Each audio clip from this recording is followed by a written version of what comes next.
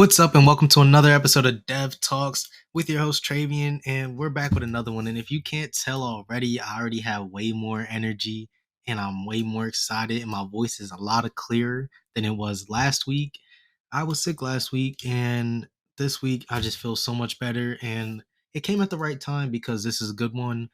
And trust me when I say it's a good one, you're gonna get a lot of information about the Cybertruck, a lot of information about what it can do, what I think about it, stuff that I heard about it from different areas that you may have missed and stuff because you just never know. There's so much out there. You might not know all the details and things like that. I do want to get to a point one day to be able to review these stuff in person and be myself and do it myself and have an actual video on it, but we're going to stick to the podcast right now. So don't forget to share, like, comment, subscribe. And now that I'm feeling way better, I'm going to try to figure out to make this even better and better for everything. So let's just dive into it. If you're excited to learn about what Tesla's done with the Cybertruck, don't forget to leave a like and subscribe. Please, I appreciate it. And comment what your thoughts are on the Cybertruck. And we're going to dive right in.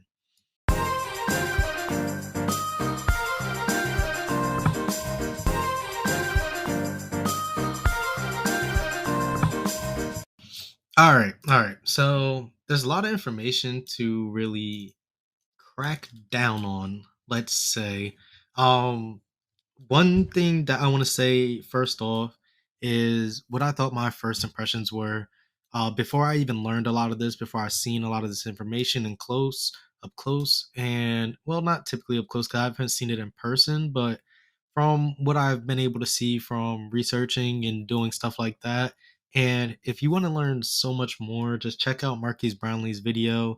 I keep up to date with a lot of stuff from him, but I also find out a bunch of other news of different stuff from different places. So I'm going to talk about a range of things from what I've learned and stuff like that from just everything that I've been able to pick up in the last week from last episode. So I just want to first off say my first impressions of it before I learned all this stuff.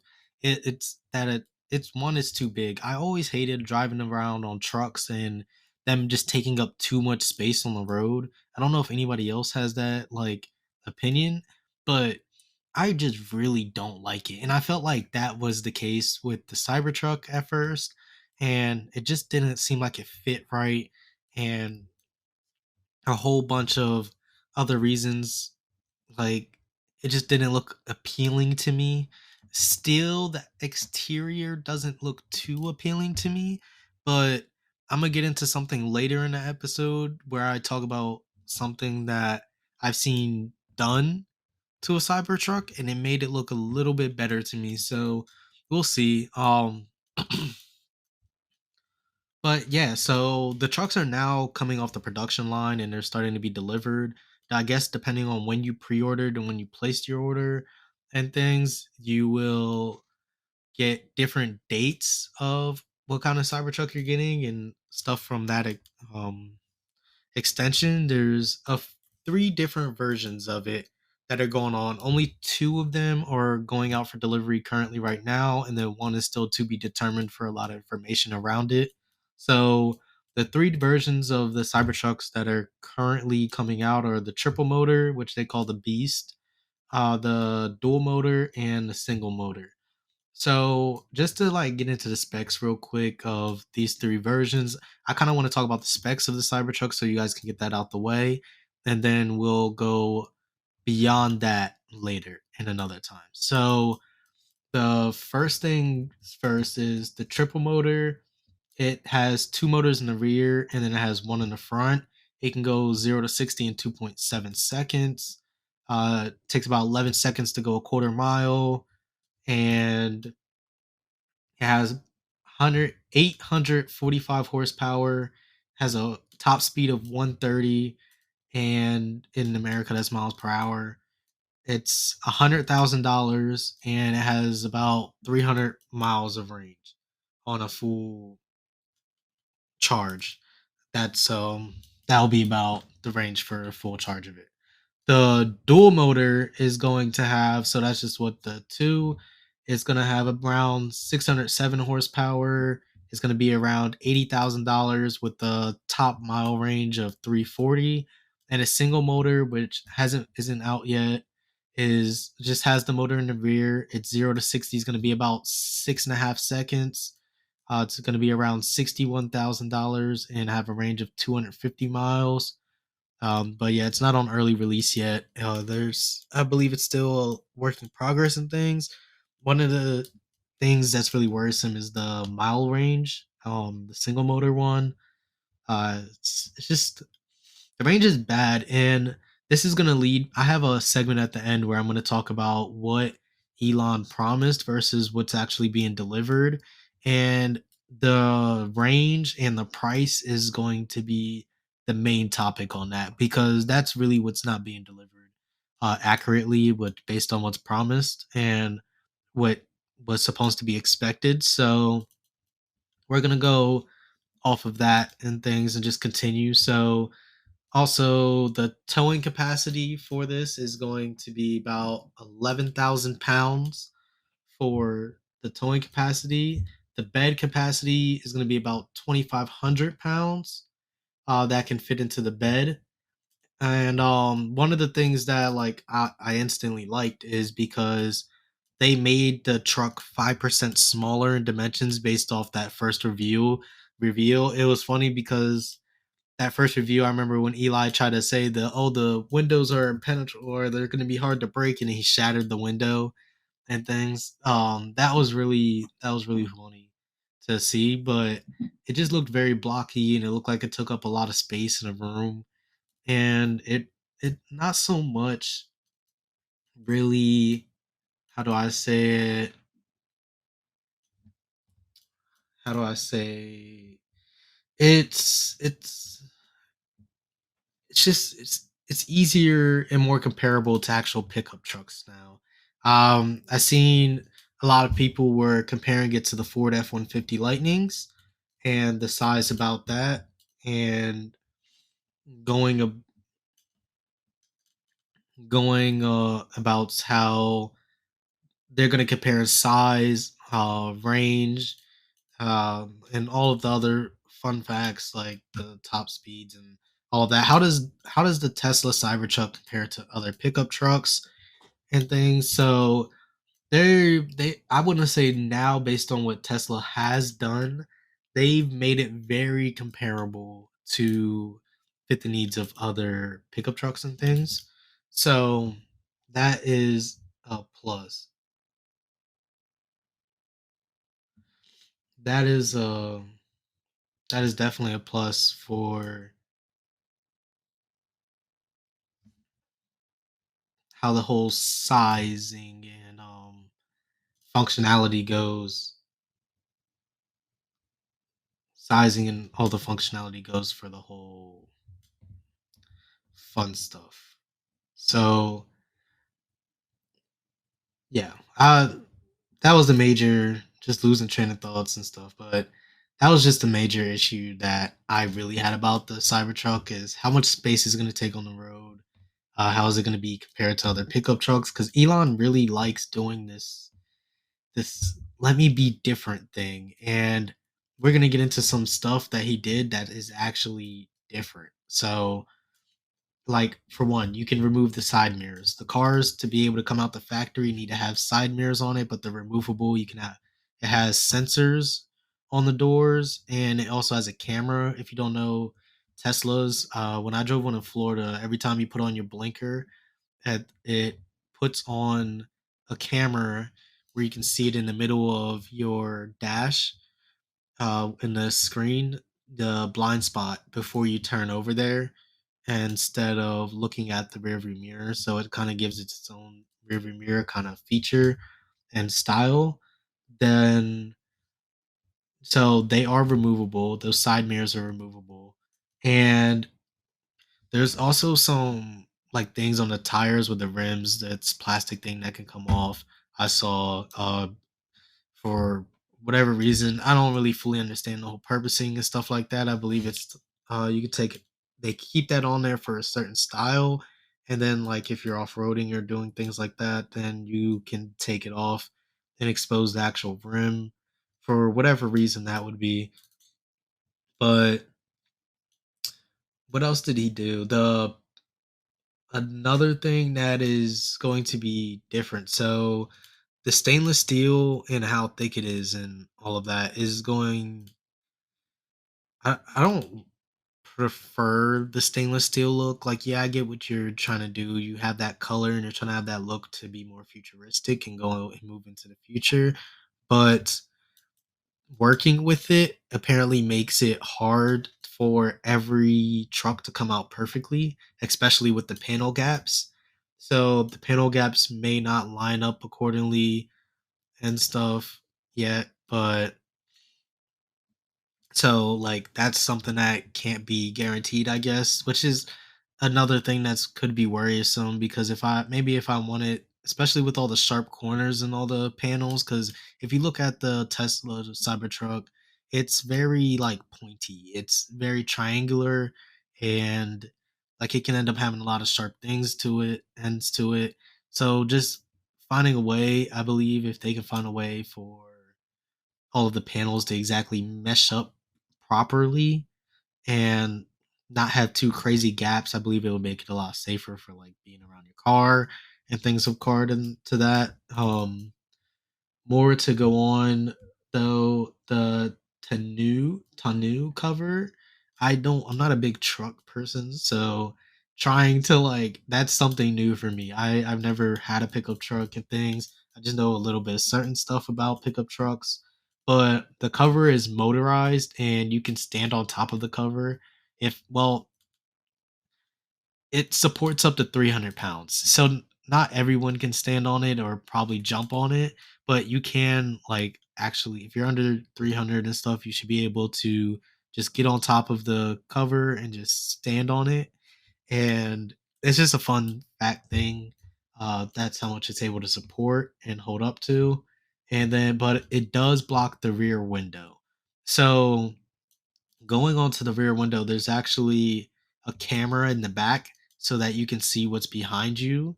Uh, and the only way you can use the rear window is if you put the tonneau cover up. It has some cool motorized features and stuff like that.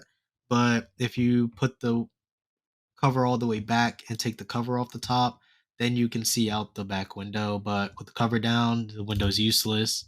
You can only see into the bed at that time. That's why Tesla has a video that shows in the dash at all times what's behind you, what's playing behind you.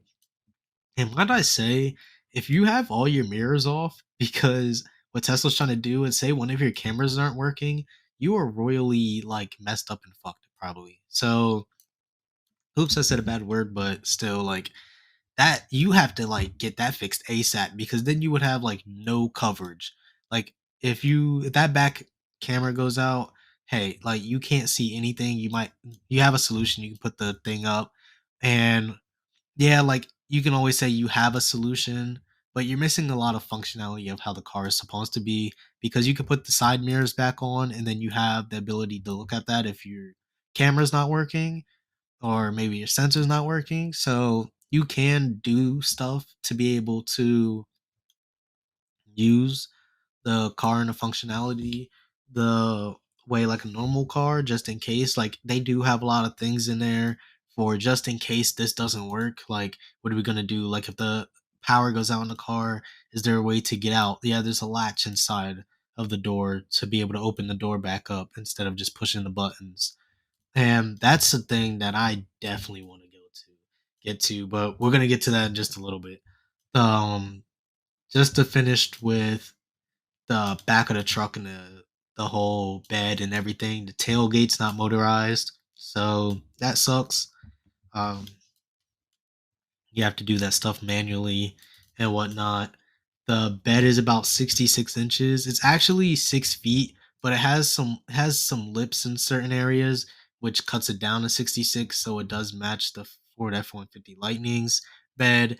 So it does have a normal bed size, and they did change the bed as well too to fit more of a traditional truck style in the inside.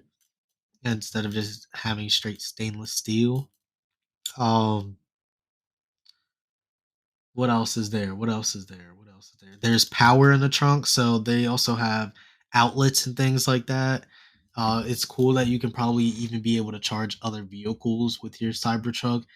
Being able to charge a Tesla with another Tesla is such a cool idea and it's amazing. But you can also charge anything else. If you have your car, it's charged, you just plug it in the outlet in the back and you just can charge your phone from there. If you're tailgating at a sports event or whatever, just plug your phone in the tail. You already have the bed open, probably. You probably have somebody already chilling on your tailgate, things like that, and sitting in the bed and all of that other fun jazz. So just it just makes there's some convenient stuff in the beds. Even there's even a bottle cap opener, I believe I saw, which like they're just thinking about who is going to use these, how would they use these, and trying to find ways for people who normally drive pickup trucks and what they do in their pickup truck. How can we make stuff more convenient for them? So that sounds awesome. And then maybe it even encourages other people to get into pickup trucks, I believe. Just adding little features like that, I can say, are the reasons why stuff like that is added to the car. So, one thing though is there's no spare tire that comes with the car. If you want a spare tire, it's sold separately, and there's not a place to really put it. You would have to like keep it in the bed, which if you're not carrying a lot of stuff in your bed anyways, then yeah, maybe that's cool. I didn't see anything that you can like latch it down to, so you might have to tie it down, of course. But if you don't have it, then you're gonna have to figure it out. And sometimes a lot of cars, like I just recently got a car, it doesn't have a spare tire in it, but all the tires are on run flats. So it really depends on like where you're driving this and stuff, especially if you're off-roading with this. And yes, you can off-road with this. It's and they have driving modes for this particularly, which I'm going to get into in a little bit. But it's like if you're doing certain stuff, you might want to back up. Just as a heads up, it's not going to come with it.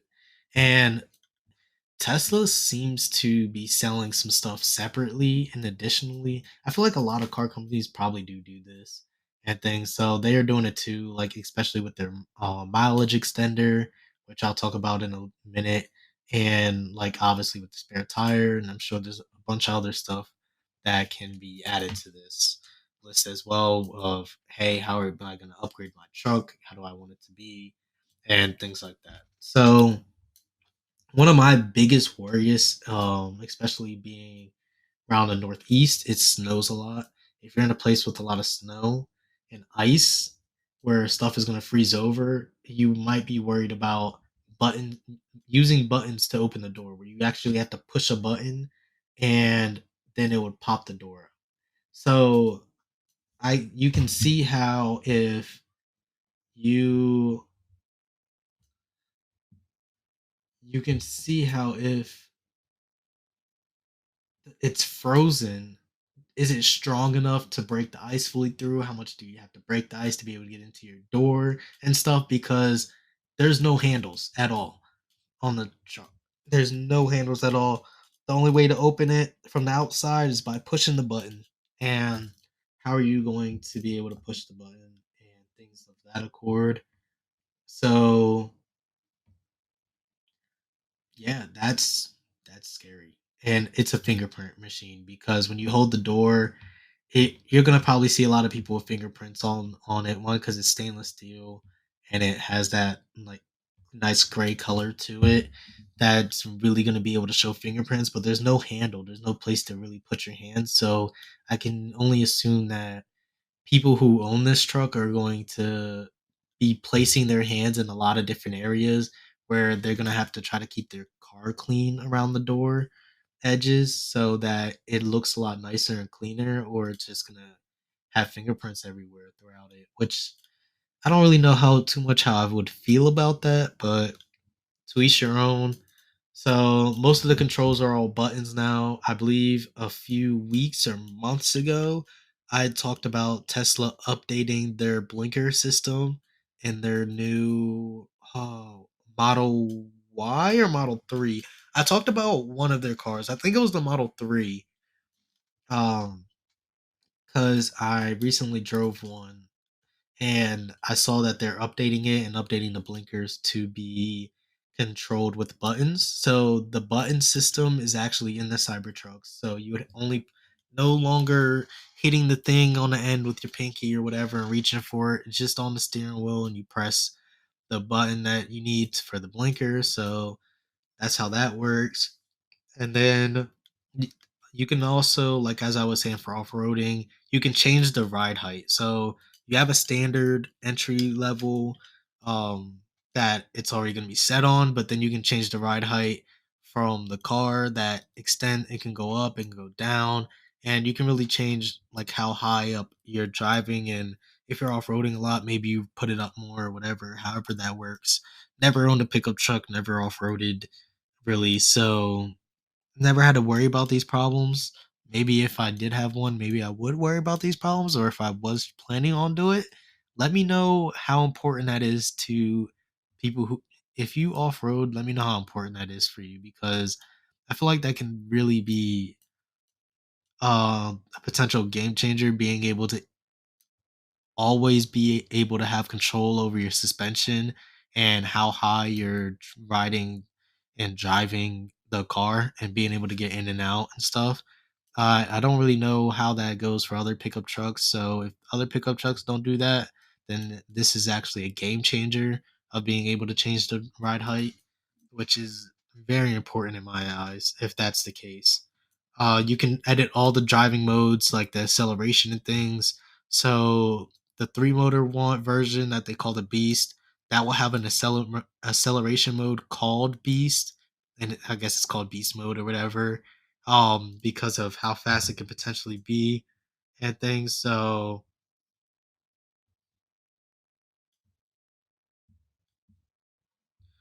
you can you can change basically the way that the whole car it's not a car truck drives in the settings based on all the so suspension, acceleration, um everything that you can think of, you can change. You can literally change it. Everything that you can put your mind to as far as how you want the car or this truck to perform, you'll be able to really change it. You're going to be able to make it conform to you. You can make it fit to however you need it to be fit, and it's going to match that. It's going to do what you ask it to do in that regard, which I feel like is pretty cool. So I mean, if I could change that in my car, how fast I want it to accelerate, how do I want the suspension to be, how do I want this to turn, how do I want this to do a bunch of other stuff. Like I would be quite excited if that was the case. If I had a car with that many options and I could customize it to fit my driving needs, that seems like a really cool thing.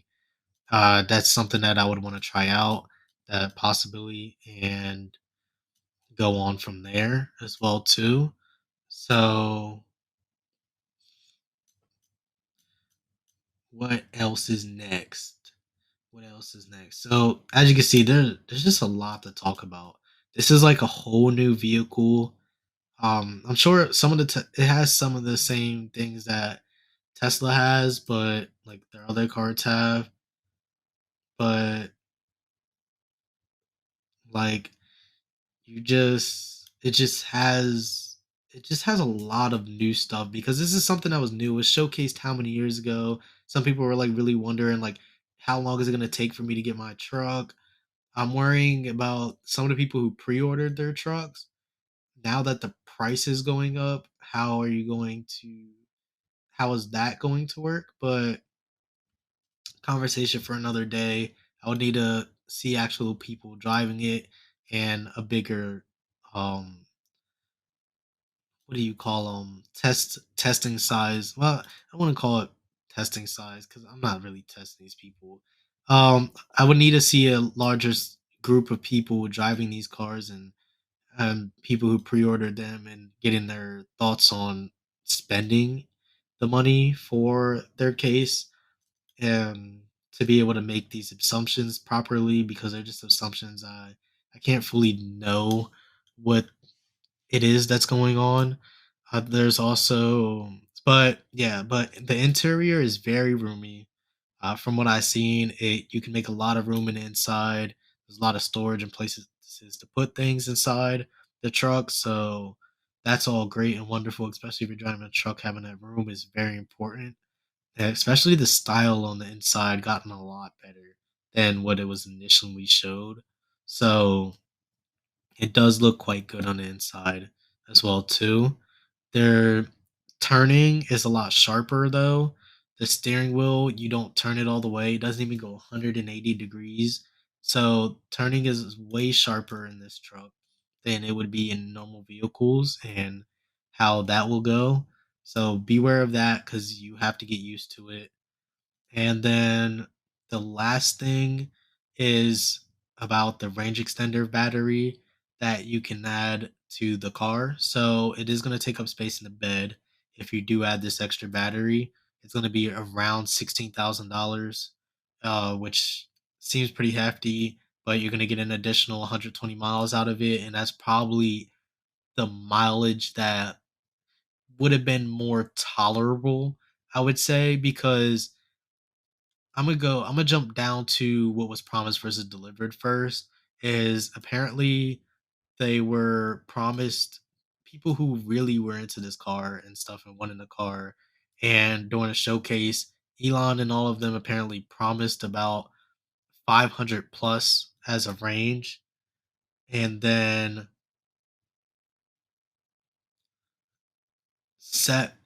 the price would be around $70,000. So it was one of the things I know Elon's been trying to work on is making these Teslas more affordable and things like that. So that was his goal. And we could say that was his goal and things, and people were hoping for that. But what we're getting delivered now, and especially people who are pre-ordering and things like that, is 340 range and $100,000.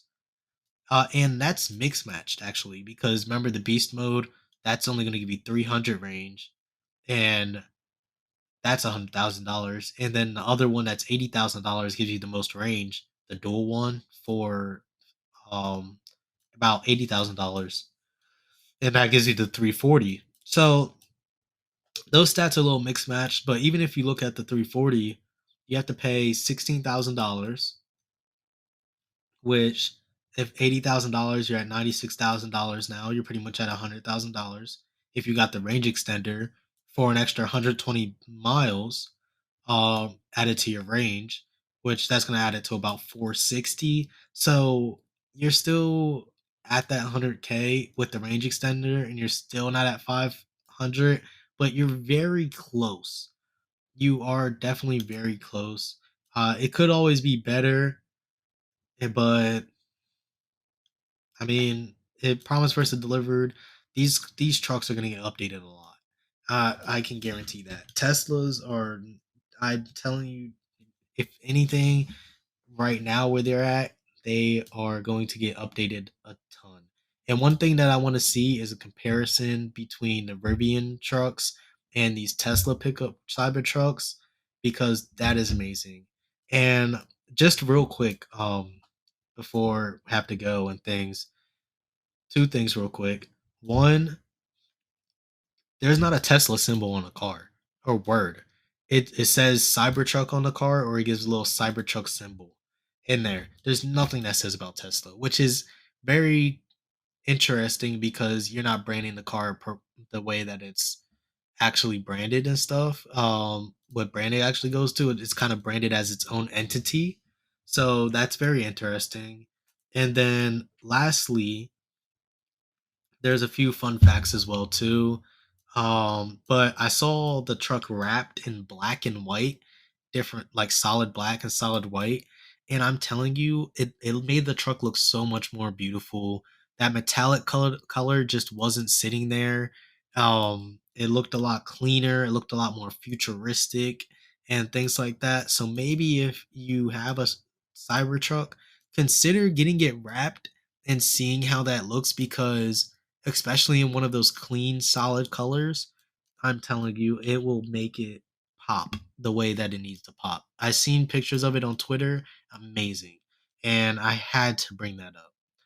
The last thing last is Elon talked a lot about durability, and this is the coolest thing ever.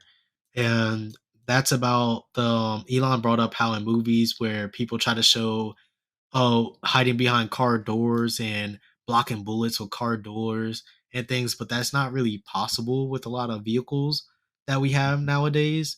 So, but it is now with the Cybertruck. So people have actually have been doing gun tests and shooting the doors to see if you can shoot through them, and they block bullets. And if you shoot an arrow at it, or it does a good job defending from bullets and ammunition, but if you shoot an arrow at it, Joe Rogan shot an arrow at it, and the tip of the arrow just got knocked out. And it really does defend well. So that's about it. And we're going to just get into the outro of it. But what are your thoughts about the Cybertruck? Is it dope or is it awesome? Let me know for sure down below in the comments. And don't forget to also tell me any hot takes that you have about Tesla and stuff, since we're talking about the Cybertruck and things like that accord. If you could get it wrapped in any color, what color would you wrap your truck? And then what else is probably a good color? Or I would choose white. Like white looks so clean to me, but it'll probably get dirty really quick. So who knows? But if I feel like there's so many things you can ask about this Cybertruck and things. How do you feel about the branding situation? About it? If you haven't seen, please look up images and things. You won't see a Tesla logo on it. What are your overall thoughts about what you've saw so far about the Cybertrucks? Let me all know. I want to talk to you guys all in the comments and things. So, without further ado, don't forget to like, comment, subscribe. Thank you for this amazing week. Don't forget to tune in next week because we're only going to get better. And then maybe in the New Year's, we'll have something special and new. So, we'll find out and see. But thank you guys all. This is Dev Talks. Peace. See you next week.